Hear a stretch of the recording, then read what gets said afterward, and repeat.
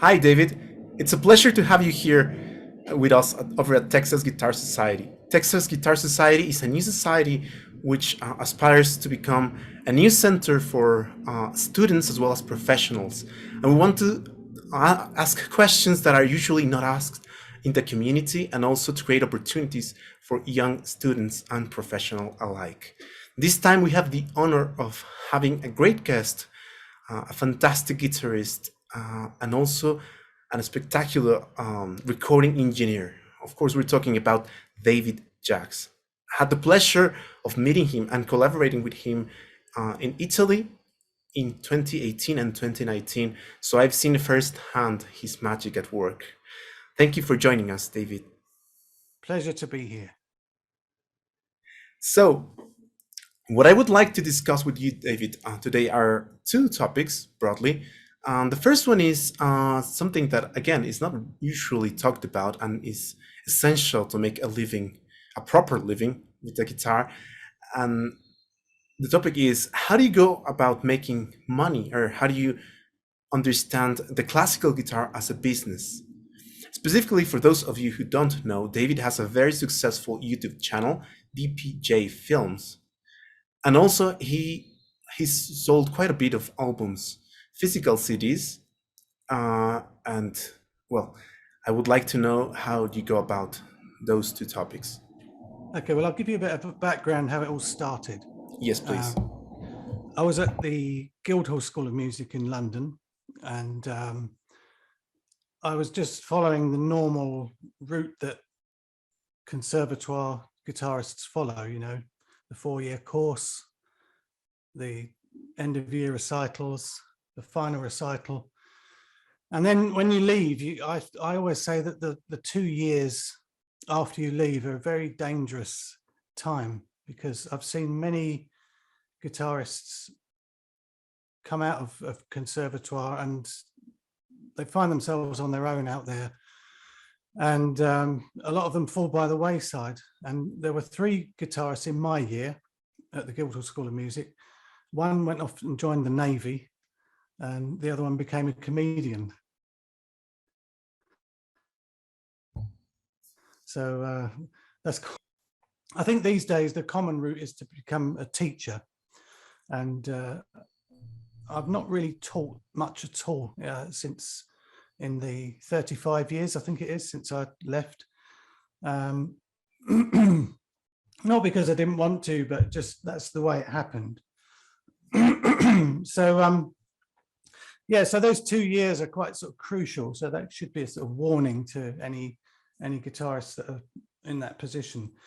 But when I was a student, I used to supplement my grant, I used to go out busking in the, you know, in the high streets and tube stations, that kind of thing. Really well, and I always knew that I could produce some extra income that way. I knew I'd never get into trouble. I knew I'd never starve. And I always would play Barrios, Bach, you know, even some Henzer sometimes, which never worked very well. But whenever I came to play the Deer Hunter by Cavatina by Stanley Myers, I noticed that the money, I mean, the hat would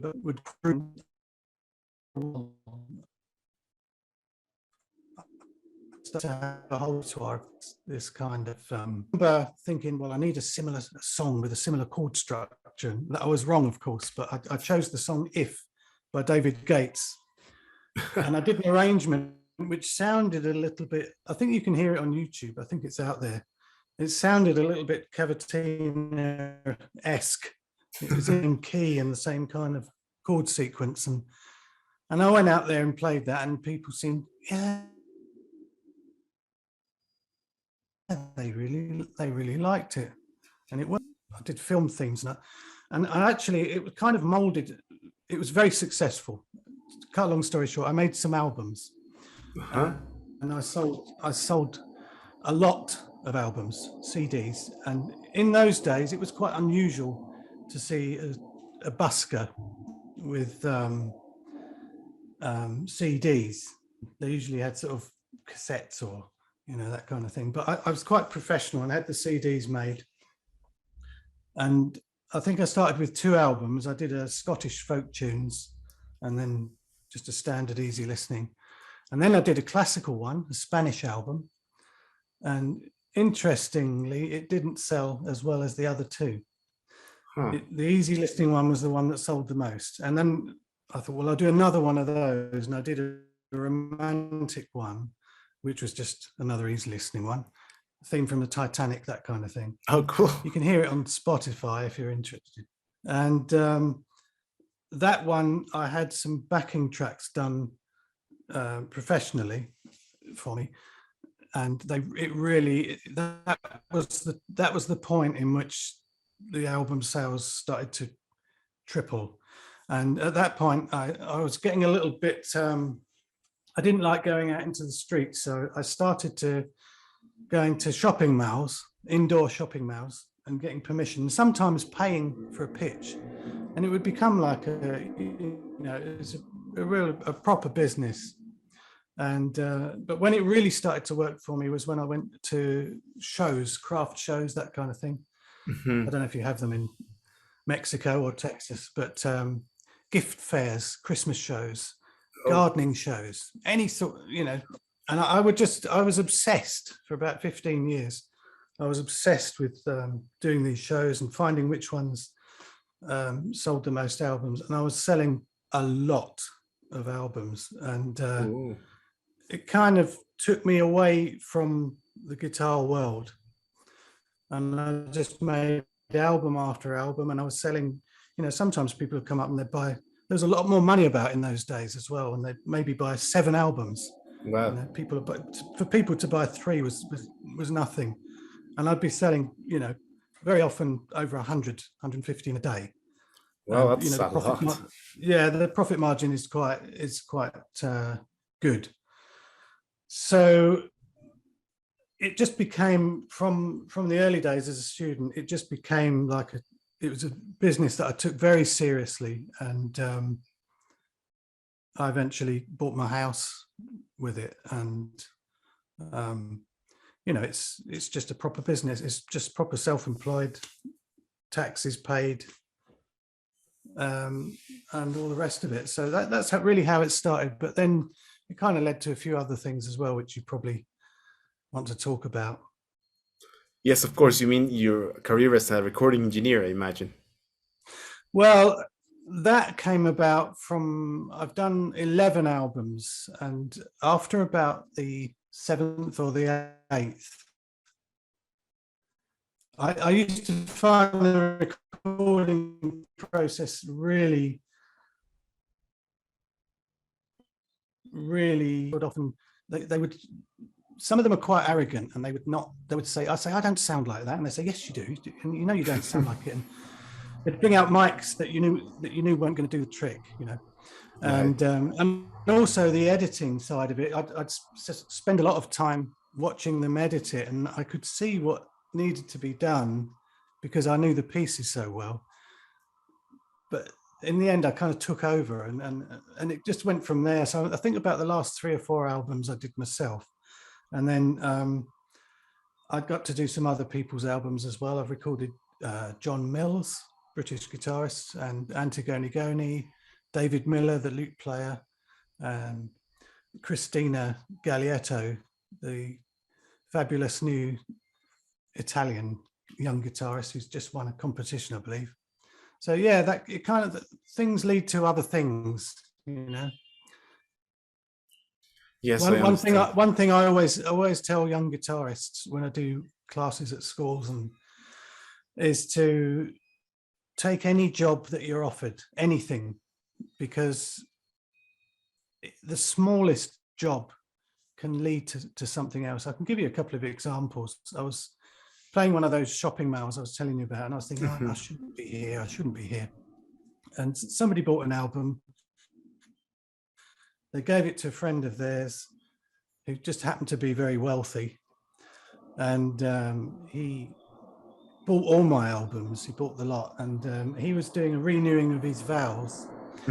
And it was in Florence. And he flew me out on a private jet. Wow. and I was there for about 6 days, and I played every day during their meals. I gave an actual concert, and it was they were really lovely people. I had a really great time, and he paid me handsomely and tipped me handsomely as well. So if I hadn't have done that little shopping mall Right. date, that would never have happened. And there've been other occasions when that happens as well. You never know who's listening, right? Especially You never know who's in these listening, modern and times. if you sit at home practicing in your front room, nobody's going to hear you. Right. So just take the smallest jobs you can, and you never know. More often than not, they won't, but sometimes it'll lead to other things. My daughter's just done a similar thing, actually, because she's Oh, a jazz nice. pianist, Mm-hmm. and she was offered some work, and she said, "Oh, I don't know whether I want to do it, Dad." And I said, "Yeah, do it. Just do everything." And Mm-hmm. she's done it, and she really enjoyed it, and now she's got more offers coming in, so people are beginning to know about her. So yeah, so that would be a big bit of advice I could give to young guitarists. Right. And then I think you mentioned something that's also very important, that is to do things properly, very professionally. You were saying that from the very beginning you were very professional about your recordings, the CDs. I mean, you could have done it in a much more modest way or amateur way, right? I What was pushed you really to? when I said that, I was really talking about taking the easy listening music seriously, Hmm. and I was quite guarded, actually, about, not a lot of people knew at that time where I was going, and other guitarists certainly didn't know. I kept it quite. I mean, the CD sales now have dropped off a lot, and I don't go out anymore.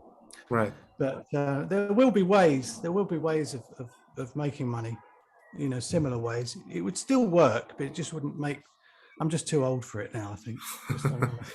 Of course. Yes. And speaking of new ways, that's how you ended up creating your YouTube channel, I imagine. Well, the YouTube channel, I can't really remember the reason I did that. I think I just started it as a bit of fun, Oh, was it? and I think I linked it to a product that I did a little film on tone production, Hmm. because I'd seen some films on tone production on the classical guitar on YouTube, and I thought, well, they're okay, but you could go into a lot more detail. So I made a film, about a half-hour film, and I put it up on YouTube. No, sorry, I didn't put it up on YouTube. I put it up on a digital hosting site to sell it. But Hmm. I put an extract of it on YouTube, which is still there today, and it's had about 300,000 or 400,000 views, and Nice. and it's also led to quite a few sales.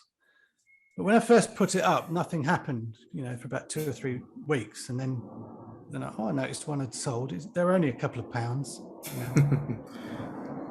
yeah, they sold, and then well, I thought, what if I put more products up? What if I got more? And I ended up doing loads of tuition videos on source studies and Carcassi studies, and I've put up transcriptions, the arrangements that I was telling you about.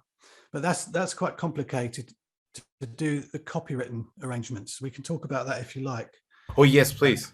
Yeah, but I started by doing the Pachelbel canons, the the Bach air on the G string, the all the public domain pieces, Hmm. and they would sell, and gradually, and none of them on their own would do particularly well, but if you've got 50, 60, 70 products, then it all starts to add up. And another thing that I say to young guitarists at these classes that I do is have many fingers in many pies, and not each one of these ideas isn't going to make you rich. But if you've got your YouTube and your digital Right. transcriptions and other things, Patreon, and Yes, of all course. these kind of things going on, then actually when you look at it all, I mean, I still sell CDs through my website as well. Yes. Spotify, iTunes, we can talk about that too if you like. But all Yes, these please. things go together and add up. But I tell you, if you're going to do a YouTube channel, it's going to take a lot of work. All these things are difficult, all these things. And I think you have to be, as I was during that golden era of the shows and stuff that I was doing, you have to be almost obsessed with it and live it. And it's just got to, yeah, it's just, you've got to give it such a lot of time to make it work. If you want to make a lot of money, be a lawyer. If you want to be a guitarist, you're going to have to use your brain a bit. You're going to have to think laterally.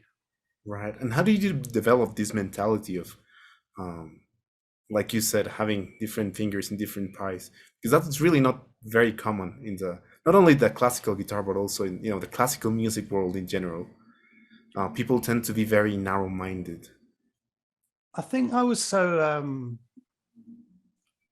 excited when the CD sales took off. I got a real buzz out of it. And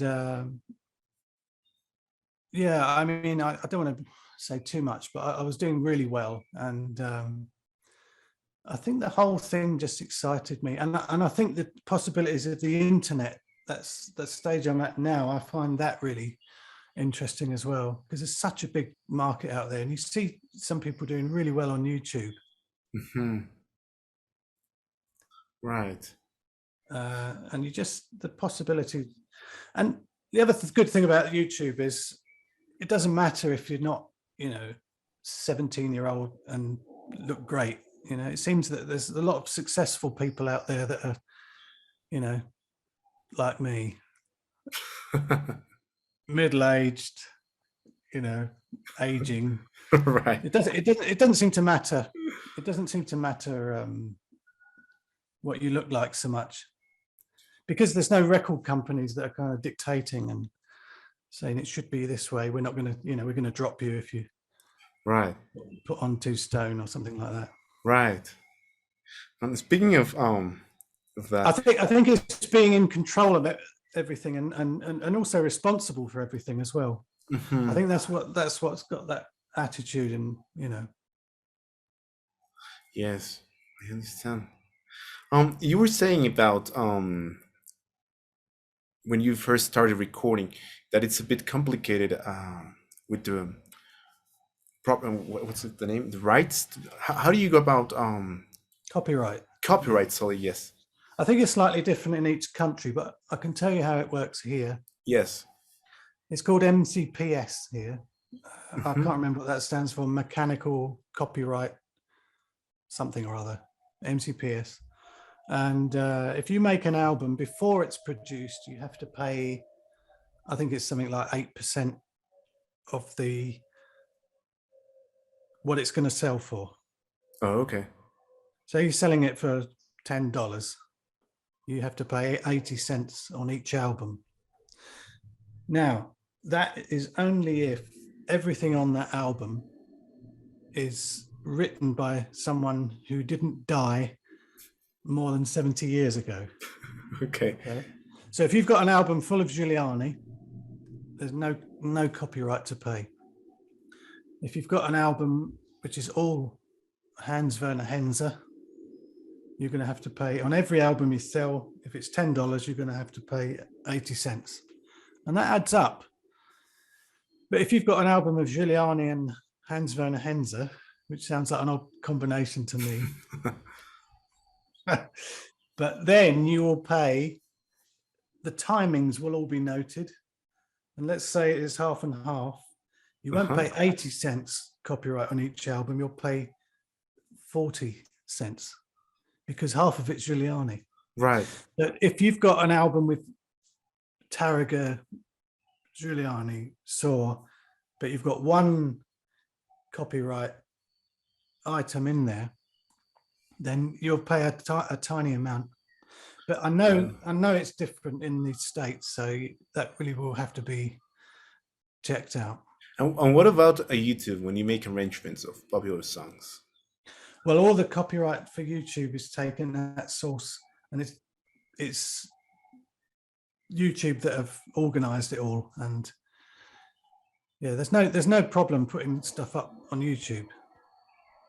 If you Oh, do a cover version, you can't put up someone else's recording. right, But if I do a cover version of "Don't Cry for Me, Argentina," right.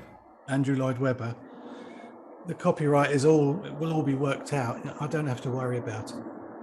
Oh, well, that's very convenient.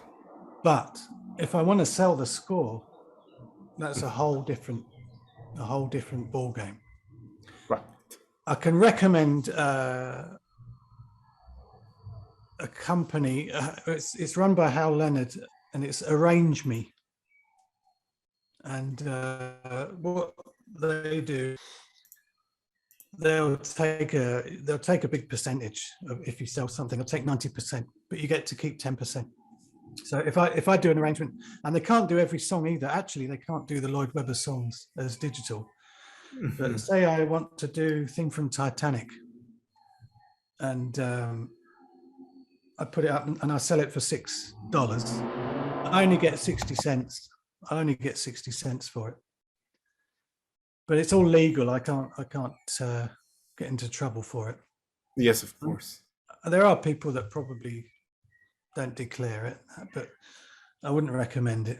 No, no, of course not. But yeah, the company's called Arrange Me. Oh, that's They very used to be convenient. called SMP, which was, I think it was Sheet Music Plus or Sheet Music Press. I can't remember what it stood for, one of the two. But they're really good company. I see. But if you want to put up public domain and sell that, then that's fine. You can do that. If you've got an arrangement of Bach, or Right. there's no problem there. You can And just sell that on your own website. But the thing that I do is I link on YouTube. I link.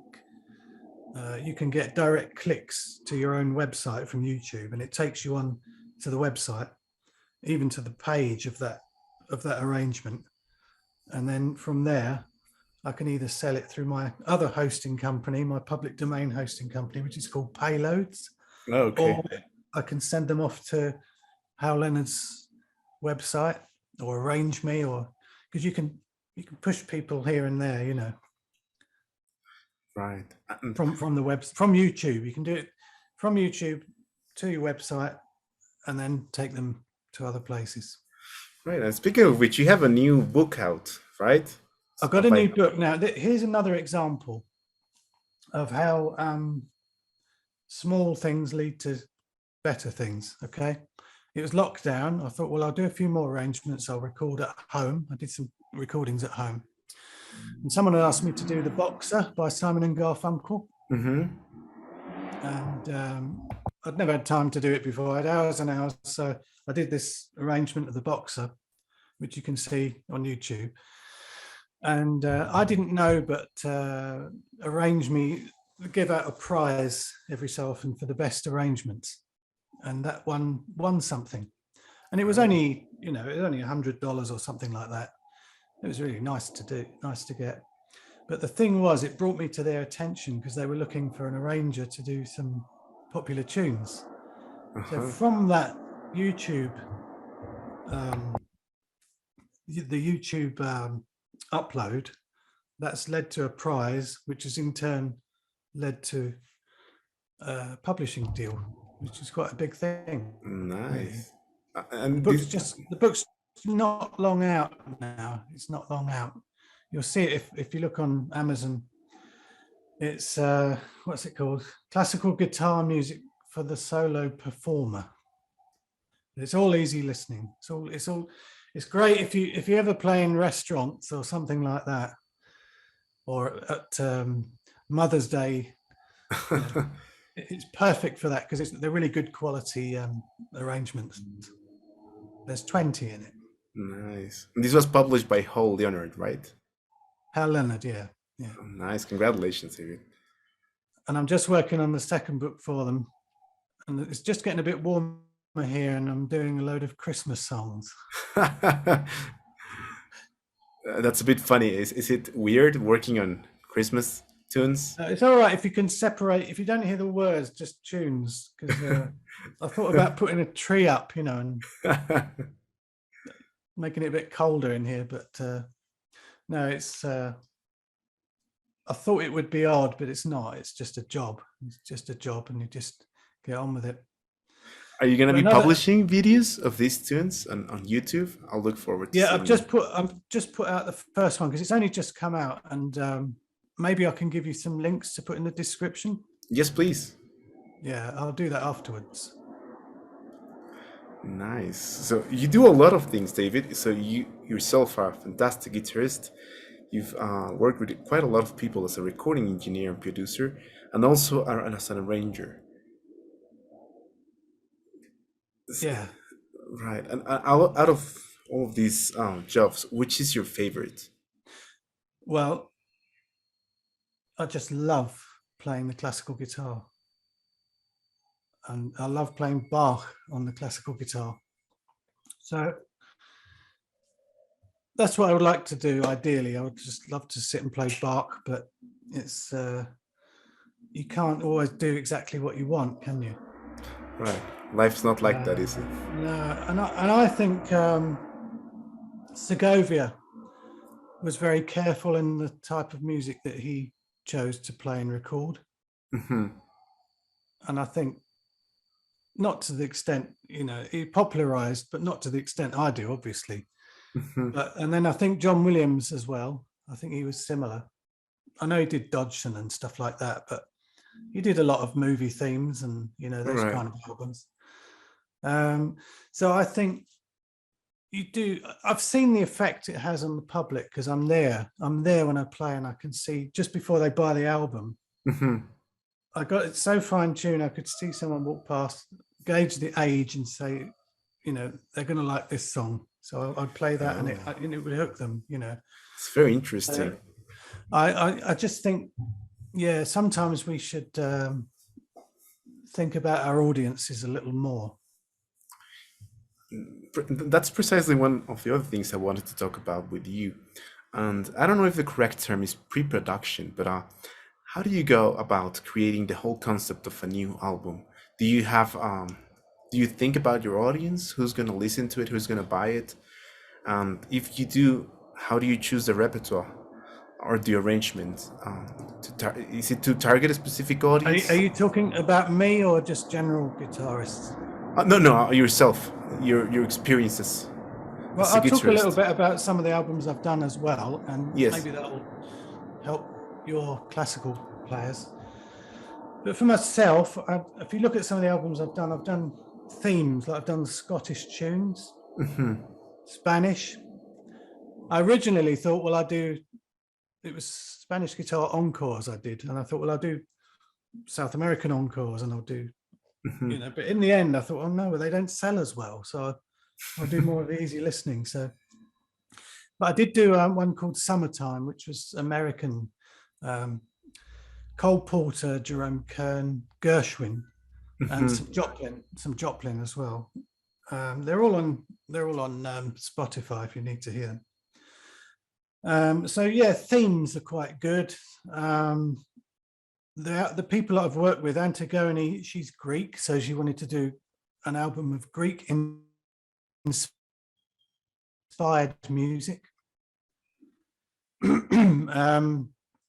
David Miller, brilliant lute player. He did an album of Vice, and he was really well known in his day, much more famous than Bach in his day, and he was known as the Famous Vice.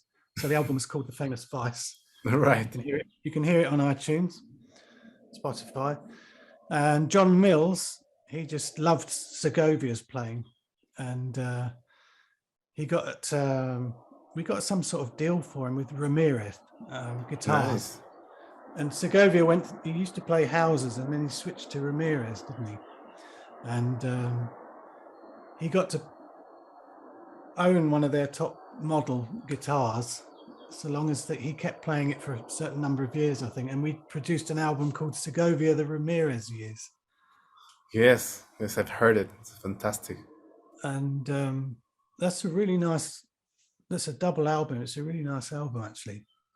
He makes a glorious tone colors and sound.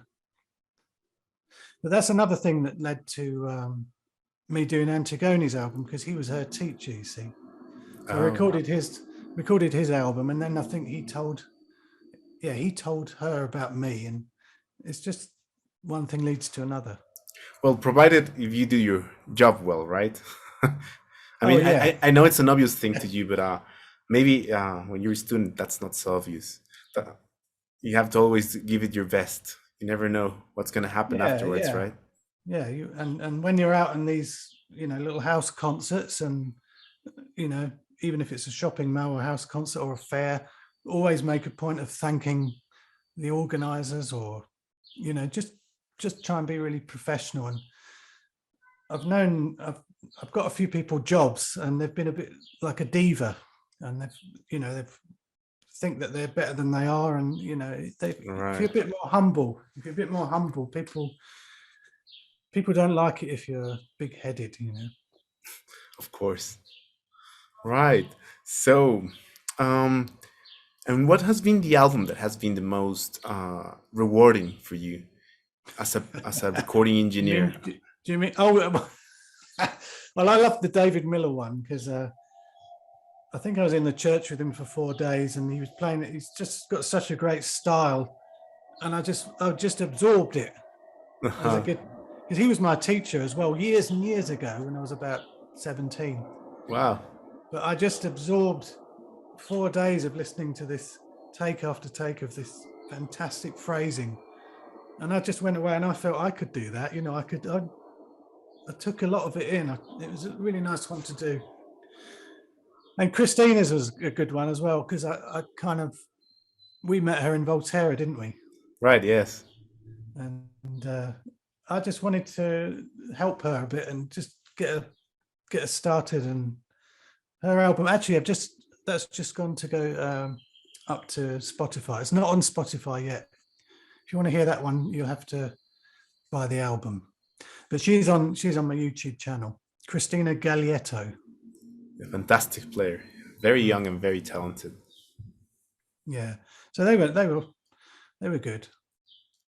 Right, and what about as a guitarist? What has been your most rewarding experience recording? In the latter half of my 11 albums, I still do recitals, proper recitals. And I did one in a little church called in a town called Siddlesham. Mm-hmm. And I arrived late, and I didn't have time to try out the place. So they put me in the vestry of the church to warm up. I could see people arriving, and I hadn't actually tried. So then, you walk down the aisle to get onto this little stage that they'd made. And I just tuned up quietly, and I played my first note, and wow, what a place. It's fantastic sound. So the concert was great. And that's where I've taken Antigone, Christina, David Miller, and I've done my own album there as well. But the problem was I needed someone to operate the recording equipment. And my dad, who's since passed, but sorry to hear that. Yeah, but he I used one of these to record in it with. It's called a Nagra 7. And all you have to do to record a take is to do this, and it's recording, and then off like that. And I set it up so that's all he had to do. And he was 30 yards away in the vestry, and I just sat there, and we had a great time. We played, and I recorded it in about 3 days, I think. That was a nice album to do. So which one was it? Oh, it's called Summertime. Oh, Summertime. Okay. And actually, those arrangements, apart from the Scott Joplin's, are not my own. They're by John Duart. Oh, right. Yeah. Yeah. I don't think many people have recorded. I think there's 1 or 2 recordings of them, but not in their. Well, this isn't in their entirety, but a whole album of them. Right. Yes. And now this church, you've mentioned it a lot over the years. I've known you. What makes it so special as far as the acoustic properties of it?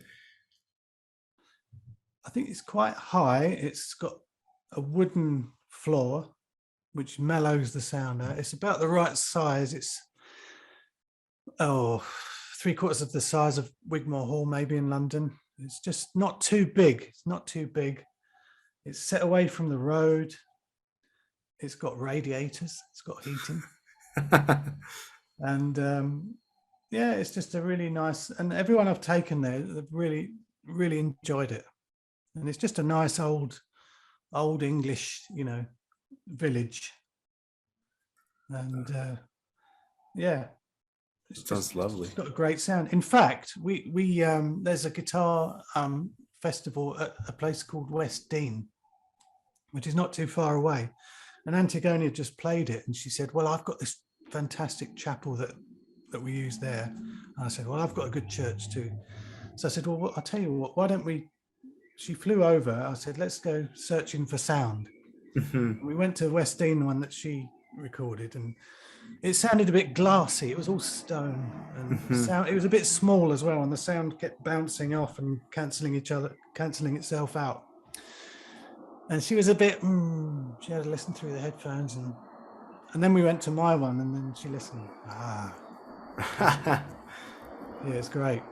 If anyone's interested, I think the most important two things for recording a good sound are the room, i.e. the church, and the microphones.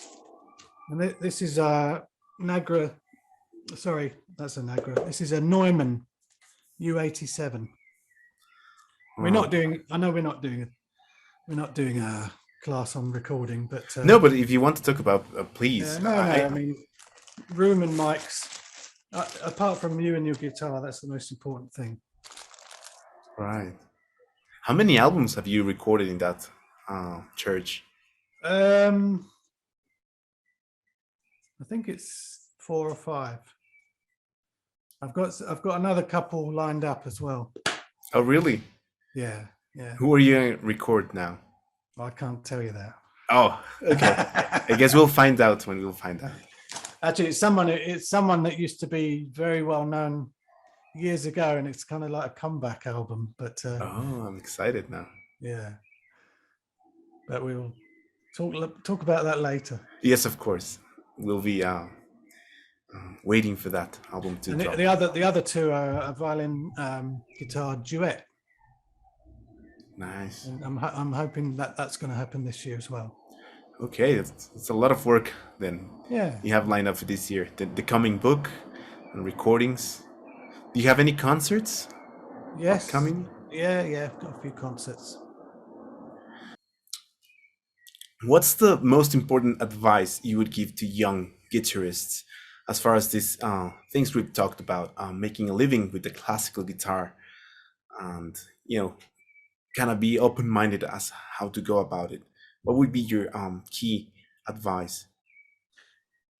Well, I think I've said a few things already about taking every job, the small jobs that lead to other things, and being professional, turning up on time, and treating every job very seriously, and treating whoever's employed you with a lot of respect, and those kind of things. But I would say that the most important thing of always just to keep that love of the guitar that you've always had, because if you lose that, there's no point, is there? Yeah, there's nothing left. No. And I was taken a long way from the guitar world when I went through my obsession stage with selling CDs. But it was always there. It was always still there, that passion for the guitar. So that's the most important thing, to keep that. But just try and keep an open mind, and don't wait for other people to organize things for you. Go out and approach other people, approach churches, and approach say we put a concert on, why don't we, you can have half for your church roof and I'll take the other half. Just be a little bit more entrepreneurial and outgoing, and just try and keep that love of it and keep practicing and just try and improve all the time. Great. Thanks. Well, really. There is one other thing that your listeners might be interested in, and that's Yes, please. the digital platforms for albums, because CDs. Right. You were asking me about making money. Say you get booked for a concert. Mm-hmm. You play the concert. Everybody loves it. If you've not got a CD to sell, you're not going to make anything else. But if they're walking out and there's a CD for sale, maybe 5, 6, 7 of them will buy one, and before you know it, you've got another $100. Right. So if that's one use of the CD, because I find I don't sell many through the internet, but if it's a live appearance, then I do. They're still selling a lot, CDs. Right. So that's one. Yeah, have your CDs, but don't print up too many, because it's a lot of these companies say, if you print 1,000, it's only a little bit more than 500, but you always forget, I've got to pay the copyright, Right. So yeah, I wouldn't print too much. And have you seen what 1,000 CDs looks like? It's a lot of CDs. Yeah, it's a lot of boxes. You made one recently, didn't you? Yeah, we're printing right now. So how many did you go for? 500. Yeah, well, that's good. Because it's an independent. Well, I mean, the object of this album is not to make money. It's a festival. We commissioned several new works, so we just want to sell as many as we can to cover the cost. But I don't think we're gonna make any money. Who knows? I mean, I have an open mind. It's hard to shift albums if you've not got lots of concerts. Yes, yeah, we're thinking about that, giving a lot of concerts to cover the costs. But the digital side of it, I use a company called The Orchard. And you give them your recording, and they'll take a percentage. Maybe I think it's maybe 25%, and then all the copyright is taken at source, so there's no upfront cost. That's one of the advantages of producing albums digitally. Right. And there's no manufacturing cost as well. Right. Yeah, because we've not spoken about how much all that costs and everything, but yeah, and you can get the artwork done a lot cheaper, and there's no, but they will put it up on platforms that you've heard of, like iTunes and Spotify and Deezer and Napster, but then they'll put it up on about 400 or 500 others that you've never heard of. And when my accounts come through, and it makes money, it does make money. When it comes through, you see, oh, where's that? There's a couple of $100 there. Where's that come from? And you look along, and it's some company you never heard of. Right.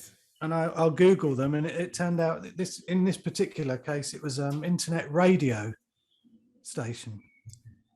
So I didn't know, but they'd played a couple of my tunes. I think it was from the classical album, actually. Nice. And then there's the YouTube side of making money, and that is if you've got 1,000 subscribers plus and 4,000 hours of watch time. That's the hard bit. Well, they're both hard actually, but yeah, 4,000 hours of watch time. Then you can monetize, and what that means is if you're watching a video, an advert comes up either at the beginning or in the middle or at the side, and if someone clicks on it, you'll get a few pence.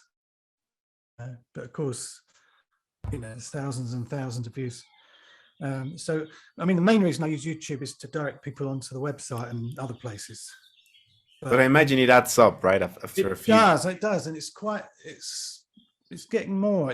And YouTube, I think, are really fair because they don't take such a large percentage as some of the other people. They take 45%, and you get, as the channel owner, you get 55%. So you actually get more than they do, which I think is really fair. Right. Yes. But, right. As I said, yeah, YouTube, there's a whole load of videos out there to help you do a YouTube channel. But all I could say is if you can make videos that lots of people want to watch for more than 5 or 6 minutes, you'll make a fortune. That people's attention span is so short. I know. Yeah, it's It's awfully like hard. 20, 30 seconds maximum. Don't start your videos with a long, the title of the piece and who you are. Just go straight into it, and then you've gained a few seconds that way. But there's hundreds of tips out there. YouTubers like Daryl Eves and Nick Nimmin. They've got really brilliant channels teaching you how to do it. And it changes all the time as well. The algorithm changes, so you have to try and keep up with it. And you never know. It's not public, the algorithm, right? You're always kind of guessing what Yeah, works. yeah, it's strange because sometimes I see videos have just taken off for no reason, and then they stop, and then what's all that about? What? No one really knows, I guess, except for YouTube. No. But there's the other outlets as well, like the Facebooks, the Instagram, TikTok, and I know nothing about those really. So yeah, well, it's a lot of work. There's a lot to do. I always say one social media outlet, and it's the one that pays the money. So YouTube. Right. Very well, but well, thanks a lot for joining us, David. It was such a pleasure to have you. Yeah. Good to see you again. Oh yes, it was a pleasure to see you